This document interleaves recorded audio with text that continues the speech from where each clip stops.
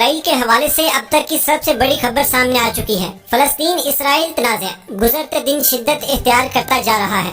اب اس حوالے سے ایران نے ایسا کیا کام کر دیا ہے جس نے اسرائیل کی آنکھیں کھول دی ہیں؟ دوستو، کل OIC کا اجلاس منعقد کیا گیا جس میں سعودی عرب، ملیشیا، ترکی اور پاکستان نے اسرائیل کے اس غیر انسانی اقدام کی نہ صرف کھل کر مخالفت کی بلکہ اسرائیل کے خلاف فلسطین کی فوج کو باقاعدہ ٹریننگ دینے کا اعلان بھی کیا گیا۔ اب ایران سے اس حوالے سے بڑی خبر سامنے آ چکی ہے۔ دوستو، ویڈیو میں آگے بڑھنے سے پہلے آپ تمام دوستوں سے چھوٹی سی ریکویسٹ ہے، سبسکرائب کریں اور اسی طرح کی لیٹسٹ ویڈیوز حاصل کرنے کے لیے ساتھ بیل آئیکن کو ضرور پریس کریں۔ دوستو، خبر کی طرف جانے سے پہلے آپ کو ایک بریکنگ نیوز دیتا چلوں۔ دوستو، عالمی میڈیا کے مطابق متحدہ عرب کی فضائی کمپنیوں اتحاد اور فلائی دبئی نے تل ابیب جانے والے مسافر بردار اور مال بردار پروازوں کو منسوخ کر دیا ہے۔ اس سے قبل امریکی اور یورپی فضائی کمپنیوں نے بھی تل ابیب کے لیے اپنی پروازوں کو منسوخ کر دیا تھا۔ دوستو، خبر کچھ یوں ہے کہ شام کی طرف سے اسرائیل پر میزائلوں سے حملے جاری ہیں۔ اسی چیز کا فائدہ اٹھاتے ہوئے پہلے ترکی نے، پھر اب ایران نے بھی اسرائیل کو نشانہ بنایا ہے، جس کی تصدیق اسرائیلی میڈیا نے بھی کی ہے۔